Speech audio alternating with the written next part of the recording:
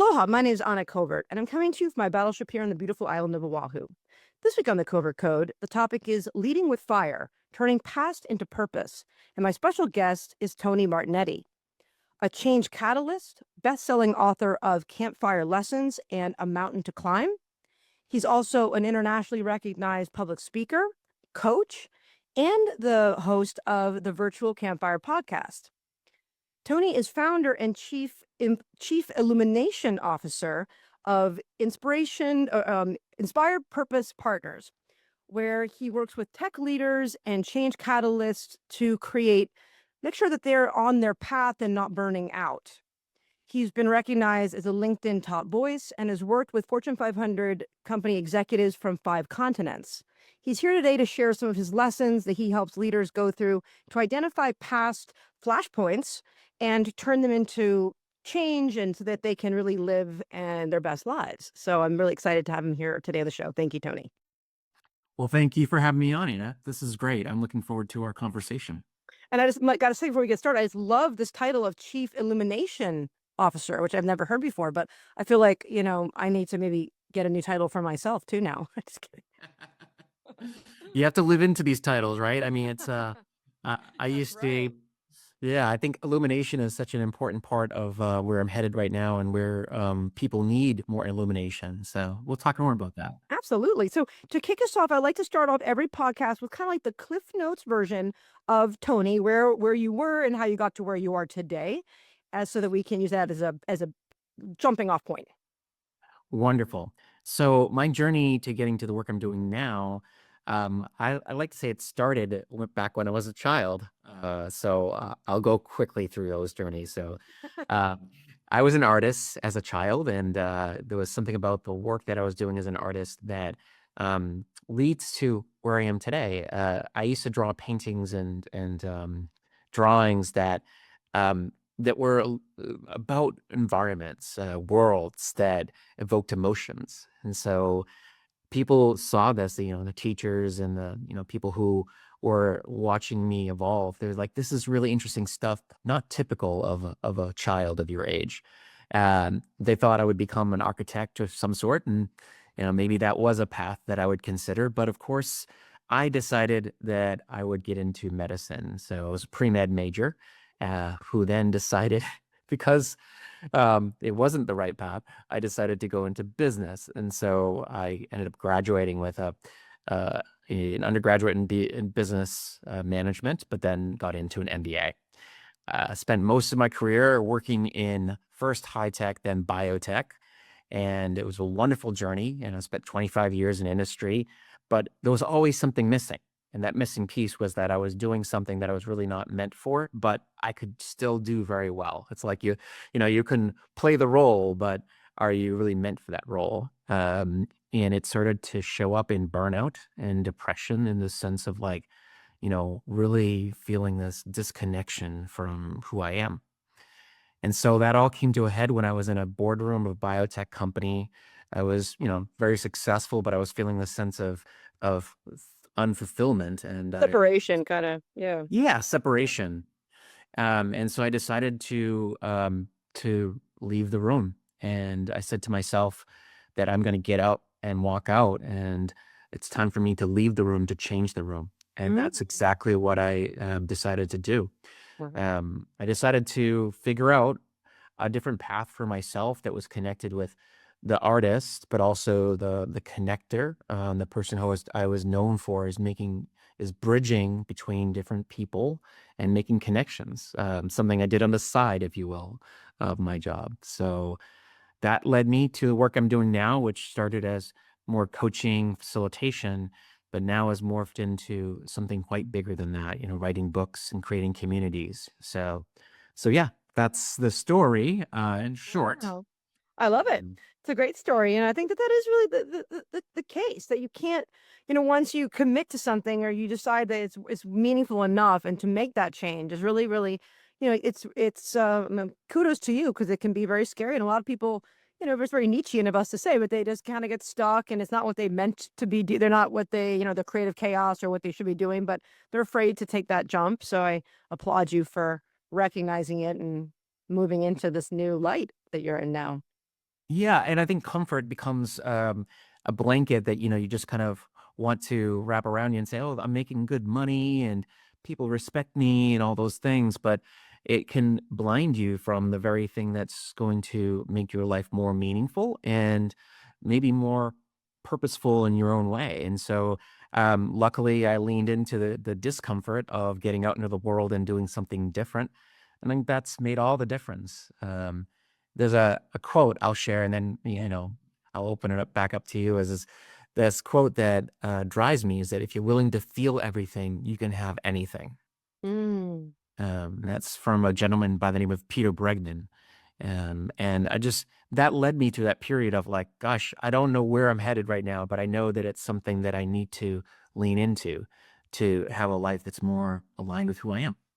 Well, that's really beautiful. I got chills when you just said that because it is. It's like the frequency, right? And for all those meditators and whatnot, it's the pursuit of like people always say raising your vibration, which I don't gravitate toward because there's lower vibrations too. But it's just feeling it all, and that's the like how you really can guide yourself. So I think that's a really beautiful quote, and I'm really excited to learn more about your concept of the flashpoints, and because I think now, especially at the beginning of 2026.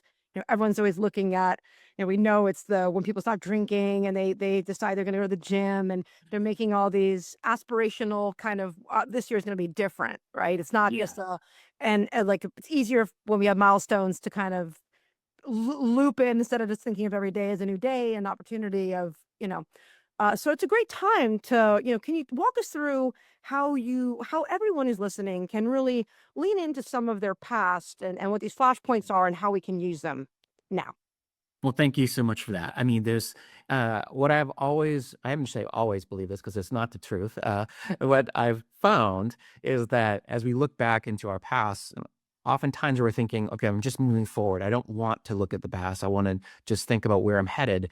But there's so much gold in looking back and in these flashpoint moments, as I call them, are the moments that have ignited our gifts into the world, but only if we're willing to really understand them and reconcile with them. And so when I think about those moments, it's really understanding, how did maybe a hardship or maybe something really good that happened to you unearth something in you that had you say, I can't live my life the way it was. I have to think about something differently. My world has changed. And that might not be a one moment and then you're changed. It could be something that was like a slow burn that eventually had you shifting your way of looking at your world. We have to learn through those moments, but sometimes we have to be able to understand that there's something on the other side that's waiting for us. And I'll give you a great example. I mean, I gave you some examples from my life, but I started to interview people on my podcast, the Virtual Campfire, and I saw that people would share stories of, you know, dark moments like suicidal ideation, or dealing with a cancer diagnosis, and then realizing that journey through cancer and going through treatment, and realizing that okay, this is dark. I don't know where I'm going to be heading. There's a lot of uncertainty, but having lived through this, I know that my purpose is now much clearer. I have something that I need to do with my life because I've now lived this moment. So those are the kind of things that I've started to see is that when people go through a dark moment, go through a moment that has changed them, they've realized that that moment has revealed to them that their progress going forward is going to be defined and maybe changed through that moment. Yeah, I think you're right, and I think for me, I had one of those moments that I'll share, and I Please. didn't realize until much later that it was a moment, I guess one of these flashpoints for Yeah. me. But I had a back injury. My ex-husband accidentally, we were in New York, and he tripped in the escalator, and he grabbed me, and we both rolled down the whole escalator. And yeah, I mean, it was a miracle, right? That we were both like fine, we were walking. But after that, I came back to Hawaii and I was just doing my regular exercise. I was young, so I kind of had back pain, but I'm like, oh, I'll just push through it. And No the biggie. next day, right? Then I wore high heels at an event, and the next day I woke up and I like could barely walk, right? And I turned out I had herniated L4 and L5 in my back, and it was bad. I couldn't drive for like a year, and I was going to physical therapy, and I mean, it was I couldn't wear bras for like, I mean, a long time, right? Yeah. But it was during therapy because I was always working in advertising and I was working in an agency at the time. But when I went to college at Bentley, like we shared, went to college in Boston. They didn't have digital marketing, right? Yeah. I'm not that old, but this was 21 years ago, and we didn't have social media, which I'm grateful for. But websites were just virtual brochures and nothing more than that, right? Yeah. And so I was working in traditional advertising, and my therapist, the person who owned the therapy, she's like, "Oh, well, you're young," and she needed a new website. She's like, "You can build me a website, right?" And immediately I'm thinking to myself, no, right? But then I had a boyfriend at the time who was not the brightest star in the sky. He was very sweet and really hot, but he was just not, and he had just told me that WordPress was becoming a thing. And he was like, I'm installing WordPress websites. And I was like, really? Like, well, if you can do it, then anyone could do it, right? Because, Yeah. I mean, basically, great. So I told her, I'm like, I can, because I needed this therapy and I needed trade. And that Mhm. journey, that was the beginning of what brought me, I mean, all the way flash forward now to this best-selling book that I've written that Forbes published, right, about digital advertising. But it was, when I look back, it was that moment or that need that emerged and like the change of my direction.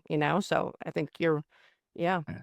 I love that. And there's something about that you're utilizing, something from your past, but also knowing that that moment has changed your direction and it led to, writing a book is no small feat. And, it's like it's founded on the things you've done since that flashpoint moment. So, Yeah. uh, So what do you do? You take people back to so how does it work? I mean, how can people today practically, who are listening, right?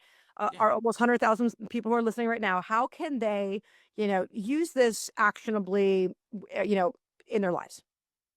Yeah. So, I mean, I often think of it as like a time traveling exercise, right? Is element of, you putting yourself into this journey of, okay, who am I becoming? So it's almost like thinking about the future for a moment and how has who you're becoming, the future self, how is that being defined by, who you have been? And so that time traveling into the past is really about like thinking about the key moments in your life. What are the things that you've done that maybe you overlooked, um, that you thought was no big deal, or you're just like, I don't want to go back on that chapter. Don't look at it as reliving pain. Think of it as, what did I learn from that moment? What is the thing that I've constantly thought, no big deal, or I thought that was just something that was a dark moment for me, and I just don't want to go back. But it's really about going back and unearthing the actual lessons from each of those pieces. And it doesn't have to be like a day by day, like, when I was 10, I did this. When I did this, it can be like 3 or 4 moments that you find have led to where you are today. And that's where the present moment is like, what do you want to do with what you've learned about your past self and what you will use as you're thinking about who you're becoming. And that becoming piece is where the real value of what you've learned about your flashpoints becomes really critical. Let's say you are planning for a new career shift, a new pivot, or something that you're leaning into next. You want to understand, how has the past helped you think about that, or how can it help you? And so that's what the exercise is about, is really about using the time shift of going in the past, looking at the future, and then thinking about the present, and using those elements to really rethink what you're doing, as opposed to being on autopilot, which a lot of us end up doing. We tend to just continue to do the same thing and just go on autopilot. The pattern doesn't change. Right. Sometimes we need to step back, have a pattern interrupt, and allow that to change our trajectory. That's like one of my favorite. I like Dr. Joe Dispenza. I'm not sure if you Yeah. know who he is, but he talks about like the familiar, the predictable, familiar past or predictable future.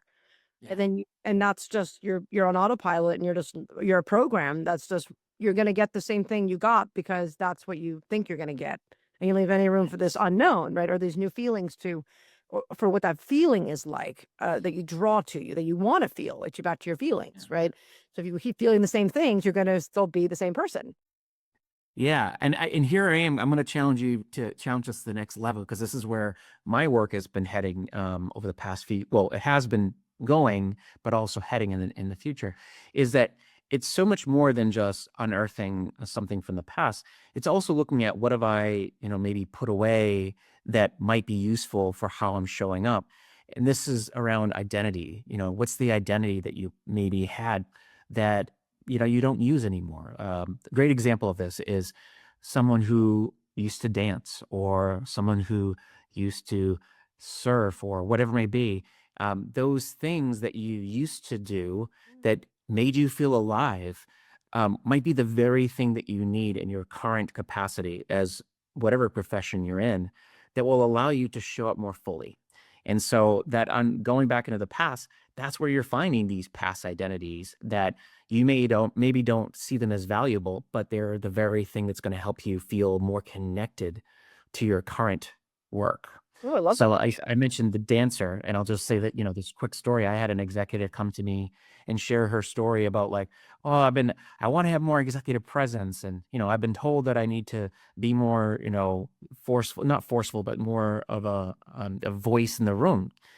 And I said, well, when was the last time you felt most alive? And she said, well, I used to be a dancer. And when I was on stage, I used to feel so myself. I felt like everything could just fade away and I was just there. And I said, wow, what happens if you were to invite the dancer into the room and have her show up, not to take the main stage, but to be part of what you're already doing?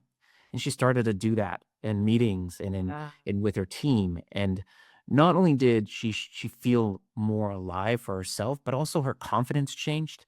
And people started to tell her, like, wow, what has happened to you? Yeah. Yeah. So That's just a great. That's great. I like. I'm a feeler, so I got like chills when you said that because I can see that. yeah. It's like that. I part of your identity, and I think that you're right. Like a lot of us, we think that in it, and it's weird that you would think that too. That like this small part of your life that actually becomes such a big part of your life, you just put away, like tuck it away, like oh, like it was all from my past. Well, that why right? Why can't it be something that you take into the future or elements of that feeling at least? Exactly. Not like you have to go back to dancing, but the feeling of the dancing or how you felt when you're dancing, kind of. That's the idea. Yeah, and there's a concept from a philosopher um, who his name is Ken Wilber, and he says, transcend and include. And I think that really is relevant in this capacity where you're saying you're not trying to go like say, I'm going to rewind and just kind of live in the past. No, it's about including the past, but transcending it. It's using it. It's using it as a medium to also paint a new canvas and Right. That's to like put in. the alchemy, right? You have to transmute and to Yeah. to transcend, right? You have to take it and like burn it to ash, and then comes back alive in a new form. So it's just kind of like that whole story. I love that's beautiful. Alchemy. I'm gonna remember that. That's really well said. Yeah. Thank you. I can't take credit for it. It's like mystic teachings of the of the Hermetics, but yeah, no, I think it's makes sense. So tell me, as being a writer myself, and you're a writer, Mhm. when did you decide? Because I love the idea of the campfire, and I'm from Colorado now. I live here in Hawaii, but growing up, I just loved going camping with my friends and and standing around the campfire Yeah. and I just love that the feeling of that and the stories that are told. And so I really was resonating with when I was reading about you and your books, and I wanted to know when did you decide that you wanted to write a book, and how did this idea manifest? Yeah. Well, Campfires for sure. Same thing here. I mean, I've always enjoyed being outdoors, and the campfire has always been a place where I've enjoyed conversations. I like deeper conversations. And that's exactly what I wanted to invoke when I first started my podcast, The Virtual Campfire. And in reality, I wanted it to be something that we could do in person. So virtual was the only thing that I could do because it was started in the pandemic, which Uh-huh. we all know how that plays out. But I did the best I could with what I had, and the story behind the virtual campfire was really wanting to bring people's stories alive. Like, how did people get to where they are, where they're making an impact, and how could I just understand the journey that they've gone on to reveal themselves? And I wanted to create an intimate space, and so that idea of a campfire just made a lot of sense. And so I was thrilled to do that. And it really has made a huge difference. I've now recorded almost 300 episodes, over 300. Yeah. Wow. Yeah. And, Congratulations. Thank you. And I think one of That is amazing. I'm about to hit 100, so I really know what it's like. So I applaud you. Thank you. And I think the great thing is when you know that it's not just affecting, the listeners, but it's affecting the guests. The guests come on and oftentimes I've heard people say to me, they're like, wow, like this has been the best conversation I've had all year. And I want to share with my kids. Or, things like, I have never explored this part of myself, especially on in recorded line, if you will. And then I'm like, that's pretty cool because I gave them a space for that to happen. And like that's where the campfire comes in. It's like this element of letting down the guard, being a little more vulnerable, but also feeling safe to do so. Yeah. Right. Yeah. It's like you like turn toward the fire and like everything else is behind you. Right. And Yeah. yeah, that's really cool. So and then what's your other book about? The finding the or climbing the right mountain. Is it climbing the right mountain? Yeah, climbing the right mountain. Yeah. Yeah, that was my first book, and I love climbing mountains too. So as I'm sure since you're from Denver, from Colorado, I I love was climbing the mountains. Yes.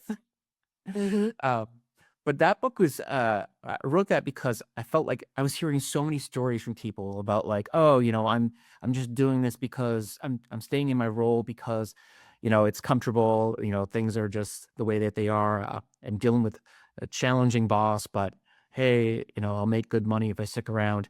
And I'm like, well, that's not really a good reason for doing the work you do. And so it kind of challenges our whole definition of success. Like, how are you defining success on your own terms? Even thinking about why you got into the work you do, why you started to climb the mountain you're on, we have to take a step back, pause along the way on the mountain and say, okay, well, why am I doing what I do? It's not to say you're wrong for climbing the mountain that you're on, but making sure that you're enjoying the climb and that you are doing it for the right reasons.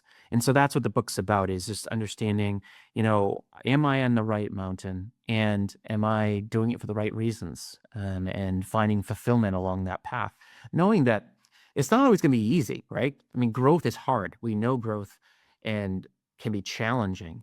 But if you're dreading every moment and you're just saying, I'll be happy when I get to the end, that's not going to work. Right. Well, that's not life. Like, I mean, that's right. Like we're here for these challenges. That's like the Earth School or whatever, right? Yeah. And if you don't change, things change around you, or they make you change. Yes. So you're forced to change if you don't change, right? So I got a deep question for you, since you seem to be very philosophical. So, so there's it's kind of two ways to look at it. Like the Kantian view of, that you are the end in yourself, right? You're your own reason for existence, right? And then there's a Nietzschean view, which is kind of like, that there's only one thing that anyone should be good at, should be doing, right? There's one true meaning. And, if you and I love his example of, if you're in Africa, you're born in Africa, but you were meant to be a great skier, then you're never going to have that mountain to climb. And that's, because he's a pessimist or not a pessimist. Yeah. Well, yeah, I mean, what's the word I'm looking for? Having a senior moment, but you know what I'm talking about. So what are your thoughts? Like, are there multiple? Is everyone supposed to be just doing one thing? Is there one thing you're meant to do, or can that change and evolve? Like, how do we? Is it okay to be on one mountain and then decide, you know what, I'm done with this mountain. I want to go to a bigger mountain. Or what are your thoughts on that all that? There are many mountains and we're meant for many mountains. And I think that's okay. And in fact, as I think about, speaking of mountains, the second mountain by, I think his name is David Brooks. And I could have that name wrong, but the second mountain is a wonderful book. And it really speaks to this idea as we get older and, we decide, oh, what am I going to do for this next chapter in my life? What are the things that I'm kind of planning for this next part of my life? And that's okay. We can challenge ourselves to think, okay, I've explored this path and it's been great. It's served me well, but now that chapter's done. Now I'm ready for something different. And I think that's okay for us to have many chapters. It makes life more interesting. As people say about purpose, we don't have one purpose. We had multiple purposes. The key thing is we have to continue to be in action and take more risks to try things. But if the worst thing we can do is just accept what is and then stay stuck in that moment of saying, okay, this is because I've gotten here and this is what the path I've chosen. I have no other choice but to stick with it. Right. Right. So I think that's an important thing. You do have more options. We have more agency over our path in life. Yeah, I think for me, it's always been, this what I'm most interested in or what I'm most passionate about is my clock or my North Star. It's like, okay, well, now I'm really passionate about this thing, and it means that I should do it. Right. And then when the passion starts to, dip a little, or maybe there's something, then I'm like, okay, well, maybe that's my higher self telling me that I should be doing this. Right. Yeah. And if you kind of can guide yourself in that way, even during the day, it can be an easy way to kind of help yourself align, is what I've found. Yeah, I mean, I think the key thing, I don't want to like get too like, oh, keep on making changes all the time. Keep on. I mean, the key thing is look for the signals, but don't throw everything away the minute something's not feeling right. Right. You kind of have to, and this is why I'm a big advocate for taking pauses. And when I say pause, there's different types of pauses along the way. There's pauses in the day that help you recharge, but there's also these step backs along your journey, maybe once a quarter or maybe a big one once a year, where you kind of reset your clock and say, hey, what am I doing that really is lighting me up? Is there something that I need to do differently? Am I on the right trajectory? Is there something that I need to recommit to? And then those are kind of things that we need to start to challenge ourselves along the way to say, all right, I think it's time for a pivot, or no, I'm doing the right things. I just need to maybe make some small tweaks. Yeah. Right.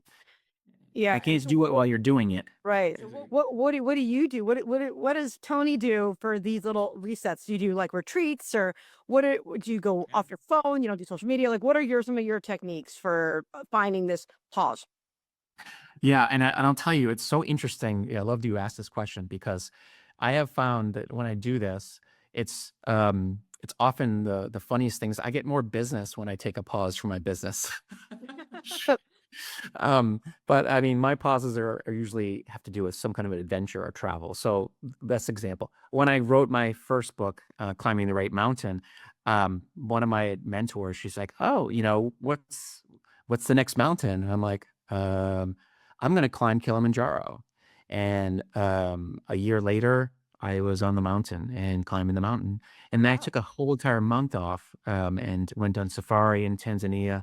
And all those things are great. I mean, not just oh, it was fun and challenging, but think about it this way. I was away from my business for an entire month, limited access to internet because when you're on the mountain, you don't have internet. Forget it. You might as well just forget about it. All right. That's Yeah. like when you're on a cruise. It's like, don't even try, to do internet, to do work. Exactly. But when you're away, you start to think that's a moment for you to rethink, what am I doing? How am I, is this the right path? Do I want to come back in the same way that I left? Those are the questions I'm asking. And, I did the same thing. I do the same thing almost every year, if not every other, quarter or so. I spent a month in India when I first launched my business, Nice. which most people would think is crazy. I spent a month with a guru and I learned a lot Fun. of, his name is David G. I think okay. Yeah. And I was in an ashram where they had no internet and no phones. So That it must have was been really, so fun. yeah. Yeah. So it was really cool. But anyway, so I mean, those are the kind of things that you don't have to necessarily go far away to do this. And in fact, I'm writing a piece with a friend of mine about sabbaticals and how to design a really powerful sabbatical that will really make it meaningful, not just take a vacation. Yeah. Nice. I like that. Yeah, I think that one of the things that I've decided to do this year is, because when what is that? There's a book about, when you start counting how many Christmases you have left, but potentially, right? I mean, you know what I'm talking about? It's like the calendar where it's Yeah. like how many when you start to get older. And I mean, I'm not someone who's afraid of aging. I think aging is beautiful, and I'm always celebrate getting older, and I think it's amazing, right? But it's like, you should really think about one thing that you really want to do, not accomplishment necessarily, like, but kind of like you're saying, like, what is something that is really meaningful you're going to do, like travel, right? And I'm very fortunate because my father had a travel agency when I grew up, and as a result, me and my mom, my daughter, we do lots of traveling, and I'm half Swedish. I go back to Sweden every summer, and that's where I like to write books and in Sweden over the summer. Beautiful. But this year, I decided to do something for myself, right? And so I booked this Dr. Joe Dispenza 1 week seminar in Dallas. And I'm just like really excited about that. So I think it is. It's like, those experiences, while we get so caught up in this work and this, and the attachment to it, it really, those are not the things you're going to remember later in your life, right? Yeah. Is that one extra week of work that you did, and that one extra month. That doesn't really mean much when you start to look back to it, right? But that travel and that experience really does, I think you're right, set a new baseline so you can really look and inside and see what's there. Yeah, and I think it's a good, almost like a good question for us to prompt people with is like, what's an experience that you really want to have that's going to potentially change how you're looking at your life? Yeah. Don't wait till you're retired, Yeah. because you may not get there. You might not make it, right? And it's like, Yeah. do it now. And I'm not saying go into debt to do it, but do it now, and they can be small things. I mean, I love the idea of like if you had no money, what's something that you could do? Like we're talking Yeah. about like going on a hike or, seeing the sunrise or something like that. And if you had all the money in the world, what would you do? And like those thinking about those two different things are kind of you can really create more meaning that's kind of out of the ordinary. Yeah, I love that idea. And just like, because people do get stuck in that the moment they think it's going to be some big thing, then they stop themselves and they say, okay, it's just not going to happen. And so I think what we need to do is give people permission to say, think small, Yeah. start small, and then you can graduate to something bigger later on, but start small and get the taste of what it looks like to step away and feel that that wonderful awe and wonder that happens when you step away from your day to day and have an experience. Absolutely. I love that. Mm. So, what are you most excited about for 2026? Well, one of the things I'm most excited about is my next book, which is coming out. Well, the date is still tentative, but it's late spring, and it is called Illuminating Hidden Brilliance. And Ooh. so it's really something that I'm looking forward to putting out in the world and sharing with people.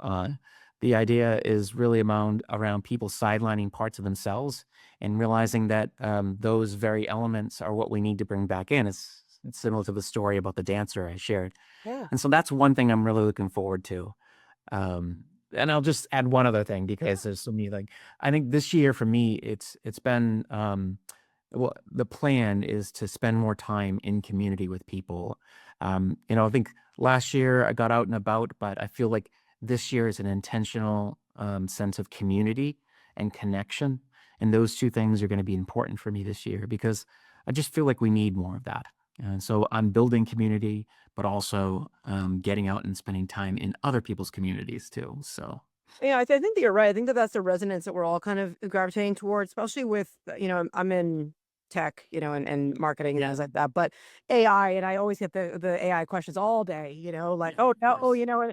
and it made me think I saw this really funny cartoon, and I'll share with you. And it was a woman, and she's like on the ground, and she's like, because you can see she's working hard. She's got a vacuum cleaner, she's doing laundry, she's like scrubbing things, and there's, and there's a little sign that comes up and says, AI is going to take your job. And she's like, when? You know, because when? Like, this is like, we don't want to, she doesn't want to do this, right? Yeah.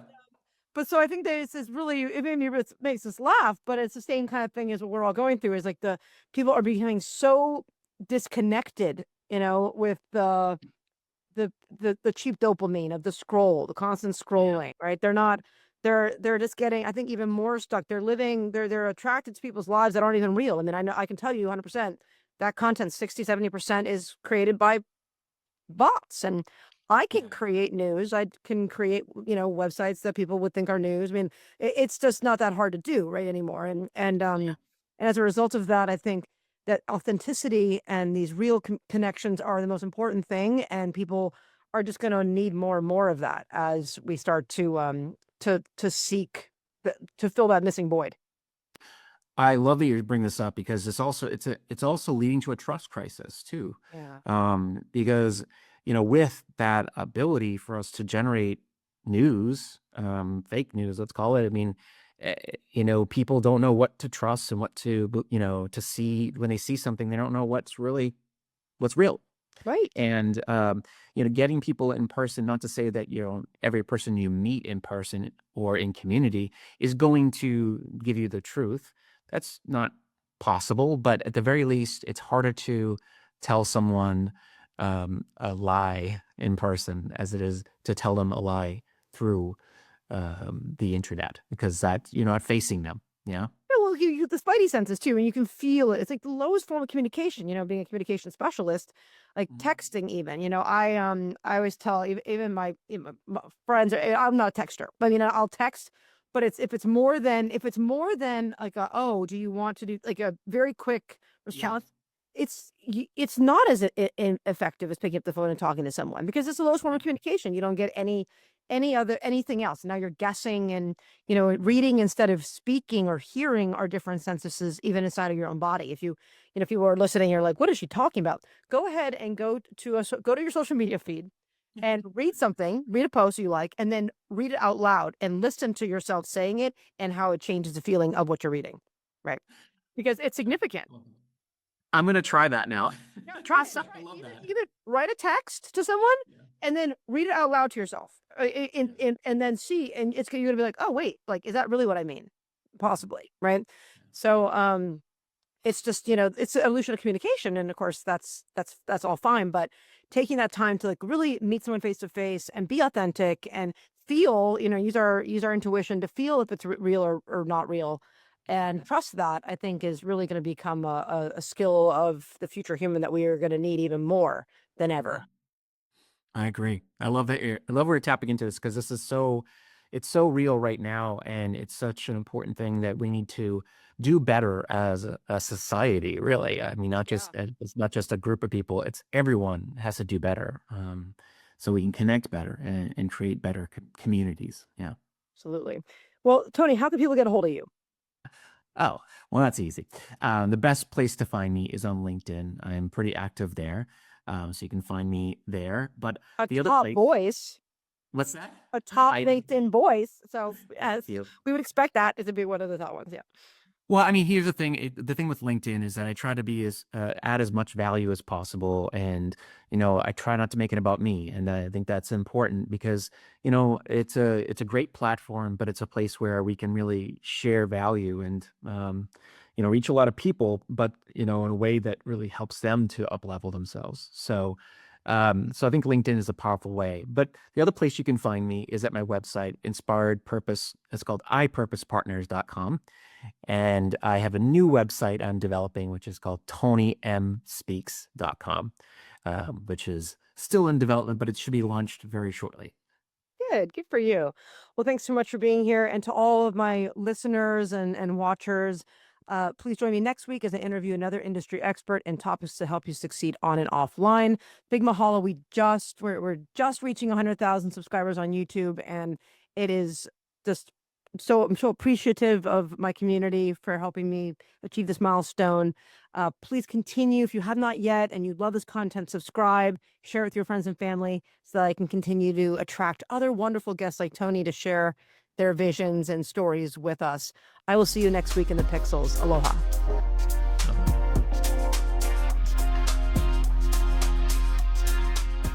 I hope you enjoyed this episode of the Covert Code Podcast. If you're loving the insights we share here, don't forget to follow us on your favorite podcast platform and leave a review. Your support helps us reach more digital innovators like you. Share this episode with your friends and colleagues on social media and help spread the word. And if you're in the solar space or just curious about where clean energy is headed, I'm thrilled to announce my brand new podcast, The Solar Coaster. This show digs into the real stories, trends, and challenges of the solar industry, with bold conversations and powerful takeaways you won't hear anywhere else.